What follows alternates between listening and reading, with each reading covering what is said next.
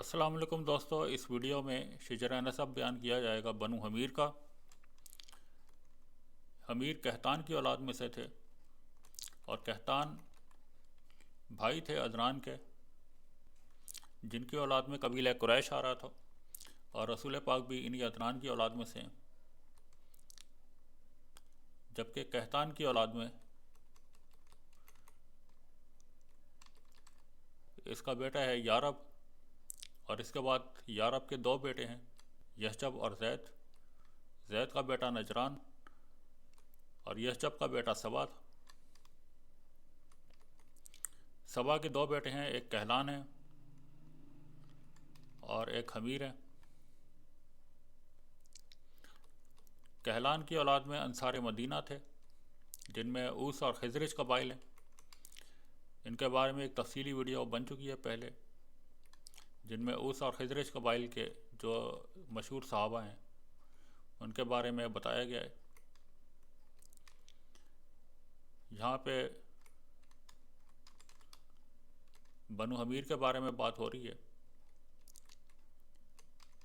تو ان کے بارے میں بھی بات کریں گے۔ حمیر کے چار بیٹے ہیں، ایک وائل، آف، مالک اور الحمیسہ ہیں۔ وائل اپنے باپ کے علاقوں پہ حکمراں رہے ہیں۔ آف اور ان کے بیٹے مازن ذی ریش، یہ بحرین پہ حکمرانی کی ہے ان لوگوں نے۔ مالک نے عمان پہ حکمرانی کی ہے، جبکہ الحمیسہ یہ یمن کے بادشاہ تھے، اور ان کی اولاد نے بھی یمن پہ ہی حکمرانی کی۔ الحمیسہ کے بعد ابین ہے، ان کے بعد الغوث، پھر زہیر ہیں، پھر ان کے دو بیٹے ہیں ابین اور عاریب۔ عاریب کے بعد قطن ہے، پھر الغوث، پھر وائل، پھر عبد الشمس ہیں، اور عبد الشمس کے بعد ان کے تین بیٹے ہیں، جشم، صفوان اور حارث رئیشش۔ حارث رئیشش اس نے تقریباً 125 سال تک حکمرانی کی ہے۔ اس کے بعد اس کے دو بیٹے ہیں، یشرا اور ابرہہ ذو المینار۔ ابرہہ ذو المینار نے 180 برس حکمرانی کی ہے۔ اس نے مینار وغیرہ تعمیر کیے تھے، جس کی وجہ سے اس کا نام ذو المینار پڑ گیا ہے۔ اس کے بھی دو بیٹے ہیں، افریکش اور عبد ذو الادغار۔ افریکش نے 160 سال حکمرانی کی ہے۔ اس نے افریقہ کا علاقہ فتح کیا تھا، اور وہ اسی کے نام پہ اس کا نام افریقہ پڑ گیا تھا اس علاقے کا۔ جبکہ عبد ذو الادغار نے اس نے 25 سال حکمرانی کی۔ اس کا بیٹا ہے عمرہ، اور اس کے بعد اس کے دو بیٹے ہیں، شرجیل اور ناشر النوم۔ اس نے ناشر نے یورپ کا علاقہ فتح کیا تھا، یا رمل تک کا علاقہ اس نے فتح کر لیا تھا۔ اور اس کا بیٹا ہے شمر مروشش ہے، جس نے ایران، عراق اور خراسان کے علاقے فتح کیے تھے، اور سمرقند کا علاقہ بھی اس نے تباہ کر دیا تھا۔ اور اس کا نام سمرقند اسی لیے پڑا ہے کیونکہ قند کے معنی تھے وہ علاقہ جو تباہ کیا گیا ہو، اور شمرقند کا مطلب ہے کہ وہ علاقہ جو شمر نے تباہ کیا ہے۔ تو اس علاقے کا نام شمرقند اسی لیے پڑا تھا کیونکہ اس علاقے کو شمر نے تباہ کیا تھا۔ اس کے بعد اس کا بیٹا آیا ہے طوا الاقرن۔ اس نے 53 سال حکمرانی کی ہے۔ اور پھر اس کے بعد کلکیکرب، یہ جنگ وغیرہ سے پرہیز کرتا تھا، اور اس لیے اس نے بغیر کوئی جنگ لڑے حکمرانی کی۔ اور اس سے کلکیکرب کا بیٹا تھا تبان اسد ابو الکرب، جو تاریخ میں تبہ حمیری کے نام سے مشہور ہے۔ اس نے کئی علاقے فتح کیے، جن میں ایک آذربائیجان ہے، ترکی ہے، اور دوسرے بہت سے ممالک تھے جو اس نے فتح کر لیے تھے۔ اس کے بعد یہ مکے کی طرف آیا ہے اپنے لاؤ لشکر کو لے کے، لیکن مکے کے لوگوں نے اس سے مرعوب نہیں ہوئے۔ تو جب اس نے وجہ اس کی دریافت کی تو لوگوں نے بتایا کہ یہاں پہ اللہ کا گھر ہے، اور اس وجہ سے یہاں پہ لوگ بڑی تعداد میں حج وغیرہ کے لیے آتے ہیں، تو یہ تمہاری اس فوج کی کثرت سے مرعوب نہیں ہوں گے۔ تو اس نے ارادہ کیا کعبے کو ڈھانے کا، جس کے بعد یہ مختلف بیماریوں میں مبتلا ہوا، حکیموں سے علاج کروایا لیکن کوئی اس کا علاج نہیں کر سکا۔ پھر اس کے بعد ایک عالم نے اس کو بتایا کہ اگر تم نے کعبے کو ڈھانے کا ارادہ کیا تھا تو اس ارادے سے بعد آ جاؤ تو تمہیں اس مرض سے نجات مل جائے گی۔ تو یہ جب اس نے ارادہ کیا کہ اب کعبے کو نہیں ڈھانا ہے، تو اس کے بعد اگلے ہی دن یہ اپنی بیماری سے شفا یاب ہوا، اور اس کے بعد اس نے کعبے پہ سب سے پہلے غلاف کعبہ اسی نے طبع حمیری نے چڑھایا تھا۔ مکے سے جب وہ مدینہ میں گیا تو مدینہ میں اس کو معلوم ہوا کہ یہاں پہ اللہ کے آخری نبی آئیں گے، وہ یہاں پہ قیام کریں گے، تو اس نے رسول پاک کے لیے وہاں پہ ایک مکان تعمیر کیا تھا، اور وہاں پہ اس مکان میں جب رسول پاک ہجرت کر کے مدینہ گئے تھے تو وہاں پہ حضرت ابو ایوب انصاری اسی مکان میں قیام پذیر تھے، جو طبع حمیری نے خاص اسی مقصد کے لیے بنایا تھا کہ یہاں پہ اللہ کے آخری نبی آگے قیام کریں گے۔